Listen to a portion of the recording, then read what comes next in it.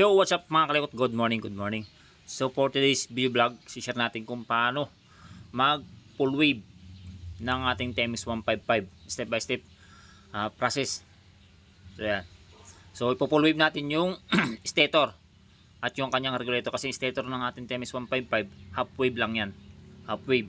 So meron siyang light coil tsaka charging coil. So sa pag full wave ng ating TMS 155, dapat meron tayong pang full wave na regulator rectifier. Ito, meron siyang 5 wires, green, pink, yellow, red, saka black. So mga pang GY6. Yan. Then sa stator ng ating TMS 155, may modify lang tayo dyan. So yan yung wire na yan. Ito, ang wire nito mga kalikot, ito. Yan. Ito yung yellow wire. Yan, yellow wire. Which is yung nagsusupply sa ating headlight. Yung nagpapailaw sa ating headlight ito. Ito, yellow wire yan. Ito. Ito yun. Yan. Ito yun. Itong yellow na to. Dito. Ito yan. Tapos ito. Ito yung white wire. Ito yun, yung nagpapailaw sa ating, ay nagcha-charge sa ating battery ng ating motor. Ito, itong white. Itong dilaw, ito, yun nga yung nagpapailaw sa ating headlight, supply ng ating headlight. Then dito, ito yung green. Yan. Color green. Ground. Yan. So gagawin lang natin dyan mga kalikot. Gagalawin lang natin ito. Napansin nyo yan, nakikita nyo yan, yung magnetic wire na yan, dalawa yan. Yan. So tatanggalin nyo sa pagkakahinang yan. Yan, tatanggalin nyo yan, yung dalawang magnetic wire. Tatanggalin nyo dyan sa pagkakahinang. Pag tinanggal nyo yan, yung dalawang magnetic wire na yan, make it sure na magka-connect pa rin siya, magkaduktong pa rin siya. Pag tinanggal nyo. So pag tinanggal nyo, balutan nyo ng shrinkable tube or electrical tape. Yan. Ulitin ko, make it sure na magkaduktong pa rin siya, magka-connect pa rin yan pag tinanggal nyo. So tatanggalin nyo lang dyan sa pagkakahinang dyan. Yun. Then dito, itong magnetic wire nito, itong magnetic wire nito, so tatanggalin din yan mga kalikot. So tatanggalin yan. Then papagapang kayo or duktong nyo ng wire, dito nyo ikakabit sa pinagtanggalan nitong dalawang magnetic wire na to. Ito. So ulitin natin para mas malinaw. Tanggalin nyo lang to, itong dalawang magnetic wire na yan. Tanggalin sa pagkakahinang. Pero make it sure, dapat magka-connect pa rin yan, magkaduktong pag tinanggal nyo. Yan, ito, yung tatanggalin natin dito na magnetic wire ito. Papagapang natin papunta rito. Diyan natin siya ihinang. O tuktuan nyo ng wire, kung di mo naabot, tuktuan nyo ng wire. Then dito niya ihinang. So yun. Ganun lang, kasimple mag-modify. May full wave na yan, yung stator kapag ganun. Floated na yung ground niya, so magiging full wave na siya. So itong mga magnetic wire ito sila magiging charging coil na 1, 2, 3, 4, 5, 6 magiging charging coil na yan. Then dito papasok yung ating regulator rectifier na pang full wave. So pwede yung ibalik ito pag pinarik nyo na yan sa may socket. Daan mo ng camera. Yan. So bago nyo i-connect yung ating regulator, test muna natin. Test natin kung okay ba yung ginawa natin na pag-modify sa stator. Paano mag-check kung okay yung ginawa natin, kung goods ba. Yan, itong dalawang wire na to, itong white at saka yellow, check natin pamamagitan ng test light. Dapat iilaw lang yung test light natin kapag magka-connect itong white at yellow. Dapat iilaw yung test light. Kapag naka body ground yung clip natin test light at umilaw ito, pagka tinest natin to, tigi-tigisa, pag umilaw, ibig sabihin palpak yung pagkakagawa. So and then punta tayo doon sa aking TMS 155 na naka full wave para makita ko sa inyo paano mag-check kung okay ba yung pagkaka full wave ng ating yung pagkakagawa natin, pagkakamodify natin sa stator. So yun, paano natin ma-check kung goods ba yung ginawa natin pagkaka full wave doon sa stator ng ating TMS 155. So kailangan natin ng test light. So yan, clip lang natin yan, magkabilaan. Isa dyan, clip. Tapos ganyan yung test light.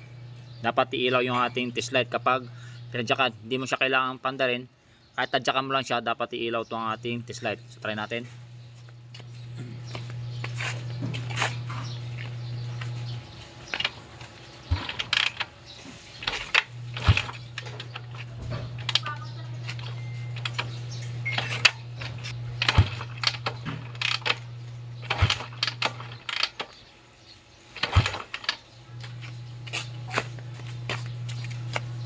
So yun, umiilaw siya kapag tinatadyakan. Then isa pa pag-check natin,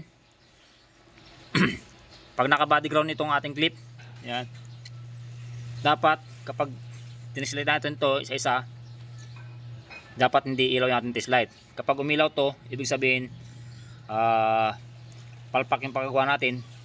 Ibig sabihin naka-ground pa rin yung ating yellow wire. So yan, dapat di siya ilaw. Patsakan natin.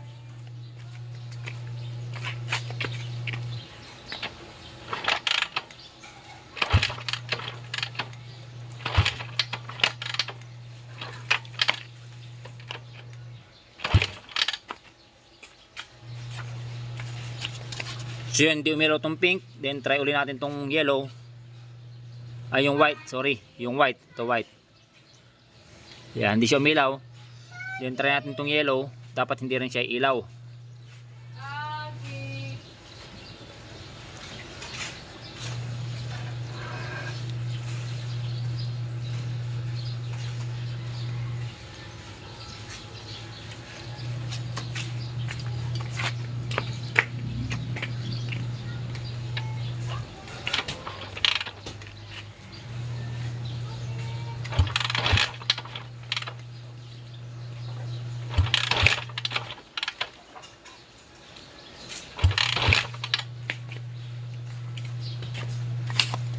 So yun, hindi siya umilaw. Ibig sabihin, goods na goods yung ginawa natin na pag-modify o pag-convert into full wave yung stator ng ating TMS 15 na floated talaga. Floated yung ground niya. Then sa regulator natin, paano natin i-connect tong regulator natin?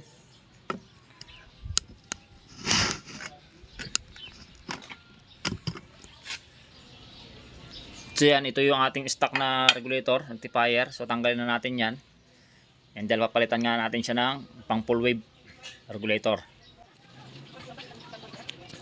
So pagkatanggal natin yan, itong yellow, dito natin siya i-connect din sa yellow wire. Yan, sa yellow wire. Yan, tapos itong pink. Yung pink nito ang ating regulator na to. Dito natin siya i-connect sa white. Yan, sa white. Dito, tapos itong red. Yan, dito natin i-connect sa red.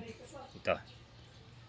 Tapos itong green, ating pang full wave, dito natin i-connect sa green din. Yan. Tapos itong black wire nito, ito yung magsisilbing limiter ng ating regulator. Yan. Para makontrol niya yung pagcha-charge. Na once na na-reach niya yung maximum capacity voltage ng ating battery, so siya yung magbibigay ng siya yung limiter. Then itong black wire ng ating regulator, dito natin i-connect sa accessories wire ng ating motorsiklo. Mayroon dito sa may ating flasher relay. Ito, itong black na to. Yan, pwede natin i-connect dyan yan, pag ganyan.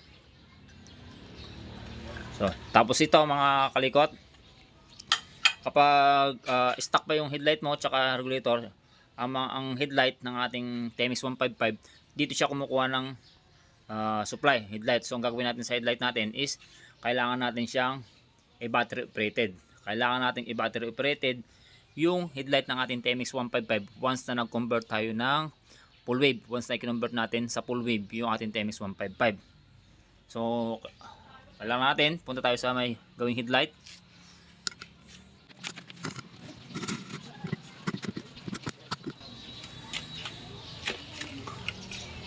So ito yon. Ayan. Ito, yung dilaw na to, ito yung galing sa ating regulator. Yan, itong dilaw nito. So, gagawin lang natin yan, hiwalay natin. Tapos ito, papunta sa ating switch. Switch ng ating headlight. Yan, handle switch kasi. So, yan, gagawin lang natin. Para maging battery operated yung ating headlight.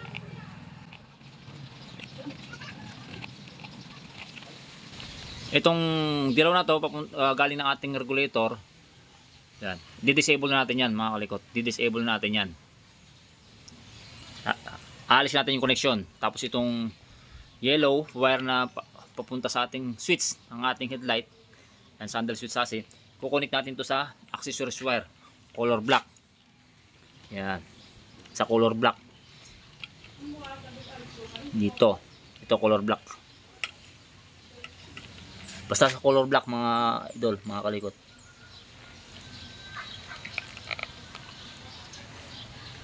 Ito black yan. Dinuktungan lang ng red, ito black. Basta ito pwede ka rin dito. Basta itong yellow wire na papunta sa ating handle switch kasi, i-connect natin sa accessories wire, color black. Color black. So, ganun lang. Kasimple, paano mag full wave. Yan. Convert sa full wave yung ating TMX 155.